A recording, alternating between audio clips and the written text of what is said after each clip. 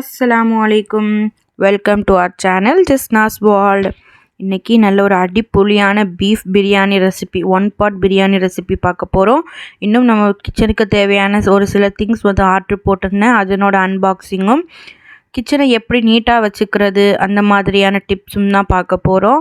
So மறக்காமல் video skip பண்ணாமல் ஃபுல்லாக பாருங்கள், செம்ம இன்ட்ரெஸ்டிங்காக இருக்க போகுது. ஸோ இந்த வீடியோ உங்களுக்கு பிடிச்சிருந்தா என்னோடய சேனலை சப்ஸ்கிரைப் பண்ணி சப்போர்ட் பண்ணுங்கள். இதுதான் பீஃப் பிரியாணிக்கு தேவையான இன்க்ரீடியன்ட்ஸ். உங்களுக்கு இது தேவைப்பட்டனா வீடியோ பாஸ் பண்ணிவிட்டு நோட் பண்ணிக்கோங்க. இப்போ பீஃப் பிரியாணிக்காக பீஃபை அவிக்க பாயில் பண்ண போட்டிருந்தேன். அதில் 2 கிளாஸ் ஆஃப் வாட்ரு ஊற்றி, அதுக்கப்புறம் பிஞ்ச் ஆஃப் டர்மரிக்கும், அதுக்கப்புறம் தேவையான சால்ட்டும், இன்னும் ஜிஞ்சர் கார்லிக் பேஸ்ட் 1/2 டீஸ்பூனும் ஆட் பண்ணியிருந்தேன். நெக்ஸ்ட்டு இதுக்கு தேவையான ஆனியன்ஸை நான் பீல் பண்ணிகிட்ருக்கேன். ஸோ அது கூட டொமேட்டோவும் க்ரீன் சில்லியும் நான் எடுத்து நல்லா அதை வாஷ் பண்ணி எடுத்து வச்சுருக்கேன். ஸோ அதுக்கப்புறம் இது கூட க்ரீன் சில்லிஸு அதனோட மேலே உள்ள அந்த ஸ்டெம்பை ரிமூவ் பண்ணிவிட்டு நல்லா வாஷ் பண்ணி எடுத்து வச்சுருக்கேன். ஸோ இதெல்லாம் நம்மளோட மிக்ஸி ப்ரீத்தி ஜோடியாக் காஸ்மோ இப்போ வாங்கியிருந்தோம், அதில் தான் நான் ஸ்லைஸ் பண்ணி எடுத்து வச்சுருக்கேன். செம்ம யூஸ்ஃபுல்லாக இருக்குது. அதனோட ரிவ்யூ வீடியோ இன்ஷா அல்லாஹ் அடுத்த விலாகில் வரும். மறக்காமல் சேனலை சப்ஸ்கிரைப் பண்ணி சப்போர்ட் பண்ணுங்கள். ஸோ நெக்ஸ்ட்டாக பீஃபோட ஸ்டாக்ஸ் அதுலேருந்து கலெக்ட் பண்ணிட்டேன். அதுக்கப்புறமா பிரியாணி இதில் தான் வைக்க போகிறேன், தாவூத் சூப்பர். ஸோ அதை எங்கள் வீட்டுக்கு இந்த ஒரு 4 அளந்தால் கரெக்டாக இருக்கும். ஸோ அதையும் அளந்துட்டு நெக்ஸ்ட்டாக தண்ணி அளவுக்கு வேண்டி ஒரு பாத்திரத்தில் ஊற்றி தண்ணியோட அளவை நோட் பண்ணியிருக்கேன். இந்த அரிசிக்கு 1க்கு 1.5 to 1.25 அளவுக்கு தண்ணி ஊற்றிக்கலாம். ஸோ நான் 1.25 அளவு தான் சேர்த்துருந்தேன். அதை இன்னொரு பாத்திரத்தில் மாற்றிட்டு நல்லா வாஷ் பண்ணுவோம். ஒரு 3 to 4 டைம்ஸ் நல்ல ஒரு வாஷ் கொடுத்துட்டு நெக்ஸ்ட்டாக அதில் முங்குற அளவுக்கு கொஞ்சம் நிறைய தண்ணி ஊற்றி அதை நான் மூடி வச்சுட்டேன் ஊறுறதுக்கு. ஸோ அது ஊறிட்டுருக்கக்கூடிய அந்த சைட் கேப்லேயே மட்டன் அந்த பீஃபோட ஸ்டாக்ஸையும் நான் ஒரு பாத்திரத்தில் கலெக்ட் பண்ணி வச்சுட்டேன். இதை தான் பிரியாணிக்கு ஊற்ற போகிறோம். ஸோ நெக்ஸ்ட்டாக ஒரு குக்கர் அடுப்பில் வச்சுட்டு அது கூட தேவையான அளவு ஆயில் ஊற்றிட்டு அதில் ஒரு பட்டை, அதுக்கப்புறம் ஒரு 3 கிராம்பு, 3 கருவா, அதுக்கப்புறம் ஒரு ஸ்டார் ஆனிஸ், 3 பே லீஃப் இதெல்லாம் போட்டு நல்லா தாளிச்சிட்டு நெக்ஸ்ட்டாக என்னோடய கைக்கு 2.5 கை உள்ளி கட் பண்ணி வச்சுருந்தேன். ஸோ அதையும் ஆட் பண்ணிட்டேன். உள்ளி கூடயே நம்ம கொஞ்சம் சால்ட்டும் ஆட் பண்ணிட்டோன்னா சீக்கிரத்தில் வதங்கிடும். ஸோ அதுக்காக உள்ளி கூடயே கொஞ்சோண்டு சால்ட் ஆட் பண்ணி அதையும் நல்லா சாட்டே பண்ணிட்டேன். நெக்ஸ்ட்டாக இது சாட்டே ஆனதுக்கப்புறமா நான் எடுத்து வச்சுருந்த ஒரு 3 to 4 சில்லி, உங்களோட எரிப்புக்கு தக்கன நீங்கள் போட்டுக்கலாம். நான் இதில் ஒரு 4 சில்லி ஆட் பண்ணி நல்லா சாட்டே பண்ணி விட்டுக்கிறேன். நெக்ஸ்ட்டாக இதெல்லாம் நல்லா சாட்டே ஆனதுக்கப்புறம் நம்ம ஏற்கனவே அந்த பீஃபை அவிக்க வைக்கும் போதுமே இஞ்சி பூடு ஆட் பண்ணியிருந்தோம். ஸோ இதில் ஒரு 2 table spoon ginger garlic paste add பண்ணிவிட்டு அதையும் நல்லா கைவிடாமல் நல்லா சாட்டே பண்ணி விட்டுட்டேன். நீங்கள் கையை விட்டு கொஞ்சம் நேரம் கிளறாமல் இருந்தீங்கன்னா அடி பிடிச்சிரும். ஸோ நல்லா சாட்டே பண்ணிவிட்டு நெக்ஸ்ட்டாக கட் பண்ணி வச்சுருந்த டொமேட்டோவையும் ஆட் பண்ணி, அதாவது தக்காளியும் ஆட் பண்ணி அது கூட நல்லா சாட்டே பண்ணிட்டேன். இந்த இதில் நீங்கள் தயிர் ஊற்றணும். நான் தயிர் ஊற்ற மறந்துட்டேன். ஸோ நீங்கள் இதில் ஒரு நல்ல ஒரு 3 டேபிள் ஸ்பூன் அளவுக்கு நல்ல ஒரு கர்ட் ஊற்றி, புளிப்பில்லாத கர்ட் ஊற்றி மிக்ஸ் பண்ணணும். நான் அதுக்கு முன்னாடியே மட்டன் பீஃப் ஆட் பண்ணிட்டேன்.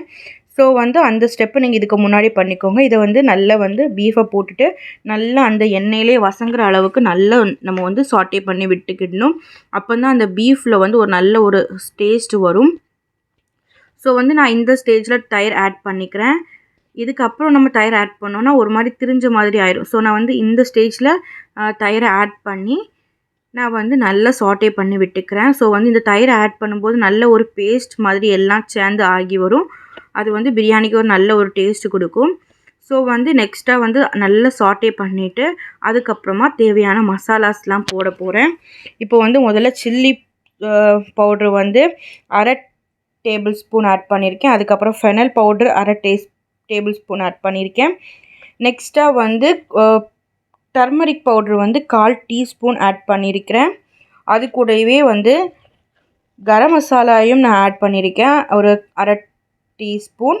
நெக்ஸ்ட்டு பெப்பர் பவுட்ரு வந்து ஒரு 1/4 டீஸ்பூன் ஆட் பண்ணியிருக்கேன். அது கூடவே வந்து கொரியாண்டர் பவுடரையும் ஒரு 1/2 டேபிள் ஸ்பூன் ஆட் பண்ணிவிட்டு நல்ல ஒரு சாட்டே பண்ணி விடணும். அந்த மசாலாவோட பச்சை வாசனைலாம் போகிற அளவுக்கு நல்லா சாட்டே பண்ணி விட்டுட்டு இந்த ஸ்டேஜில் வந்து நம்ம வந்து சோக் பண்ண வச்சுருக்கோம்ல, ஊற வச்சுருக்கக்கூடிய அரிசியில் ஒரு தண்ணி இல்லாமல் எல்லாத்தையும் ட்ரைன் பண்ணி எடுத்து வச்சிடணும். எடுத்துட்டு நம்ம வந்து கலெக்ட் பண்ணி வச்சுருக்கக்கூடிய அந்த பீஃபோட ஸ்டாக்ஸையும் ஊற்றி தேவையான அளவுக்கு அரிசி அளந்ததுக்கு அரிசிக்கு தேவையான தண்ணியை ஊற்றி அதை வந்து நல்ல ஒரு கொதி வர்றதுக்கு விட்டுறணும். ஸோ இந்த இதில் வந்து நான் வந்து புதினா மல்லியை வந்து ஒரு கை ஃபுல்லாக புதினாவும் ஒரு கை ஃபுல்லாக வந்து கொத்தமல்லியும் எடுத்து வச்சுருக்கேன். ஸோ வந்து அதையும் நான் வந்து சின்ன சின்னதாக கட் பண்ணி இது கூட ஆட் பண்ணிக்கிறேன். ஸோ இதையும் நல்லா ஆட் பண்ணப்போவே அந்த நல்ல ஒரு கொதி வருது. ஸோ இந்த மாதிரியான ஸ்டேஜில் வந்து நம்ம வந்து ரைஸை ஆட் பண்ணிடணும். நான் ரைஸ் ஆட் பண்ணோட கிளிப்பிங் வந்து மிஸ் ஆகிடுச்சு. ஸோ வந்து நான் இதுக்கு முன்னாடியே ரைஸ் ஆட் பண்ணிட்டேன். ஸோ வந்து ரைஸை ஆட் பண்ணிவிட்டு நல்லா கிண்டக்கூடாது. ஒரு மாதிரி ஸ்லைட்டாக ஜென்டிலாக ஒரு மிக்ஸ் கொடுத்துட்டு நெக்ஸ்ட்டாக வந்து அதை கொதிக்க விட்டுட்டு நம்ம வந்து இதுக்கு தேவையான நெய் ரொம்ப இம்பார்ட்டன்ட், நல்ல ஒரு அரோமா கொடுக்கும். ஸோ அதுக்கு தேவையான ஒரு 50 ml அளவுக்கு கீ வந்து இதில் ஆட் பண்ணிவிட்டு குக்கரோட மூடியை போட்டுட்டு விசில் போட்டு விட்டுட்டேன். நான் வந்து ஒரு ஹை ஃப்ளேமில் வந்து ஒரு விசிலும் அதுக்கப்புறம் லோ ஃப்ளேமில் வச்சு இன்னொரு விசிலும் விட்டுருந்தேன். உங்களோட குக்கரை பொறுத்து நீங்கள் வந்து விசில் அட்ஜஸ்ட் பண்ணிக்கலாம். நெக்ஸ்ட்டாக வந்து ஒரு பேன் வச்சுட்டு அதில் கொஞ்சம் கீ விட்டுருக்கேன். எதுக்காகன்னா ஆனியன்ஸை வந்து நல்ல கிறிஸ்பியாகிற வரைக்கும் நல்லா ஃப்ரை பண்ணி அதில் ஆட் பண்ணால் பிரியாணிக்கு ஒரு நல்ல ஒரு டேஸ்ட் கொடுக்கும். ஆனியனை ஃப்ரை பண்ணி எடுத்துகிட்டு அதே இதில் வந்து கொஞ்சம் நெய் ஊற்றி இது அண்டி கிஸ்மிஸையும் நல்லா வந்து நான் வந்து கோல்டன் ப்ரௌன் ஆகிறது அளவுக்கு ஃப்ரை பண்ணி எடுத்து வச்சுட்டேன். கையோடையே வந்து எல்லாத்தையுமே க்ளீன் பண்ணிடுவோம். இப்போ எடுக்கக்கூடிய பாத்திரத்தை வந்து அப்பப்போ நம்ம க்ளீன் பண்ணி வச்சுட்டோன்னா சமையல் முடிக்கும் போதும் கிச்சனும் க்ளீன் ஆயிரும். ஸோ வந்து இந்த டிப்ஸை நீங்கள் மறக்காமல் ஃபாலோ பண்ணி பாருங்கள். இது தான் நான் ஃபாலோ பண்ணுறேன். ஸோ வந்து சமையல் முடியும் போதே எல்லா வேலையும் முடிஞ்சிடும். அடுப்பு மட்டும் துடைக்க வேண்டியதாக இருக்கும். ஸோ அதை லாஸ்ட்டாக கம்ப்ளீட் பண்ணால் வேலை வந்து சமைக்கிறதோடையே எல்லா வேலையும் முடிஞ்சிடும். ஸோ இந்த டிப்ஸை வந்து மறக்காமல் ஃபாலோ பண்ணி பாருங்கள். ஃபாலோ பண்ணிவிட்டு எப்படி இருந்துன்னு சொல்லுங்கள்.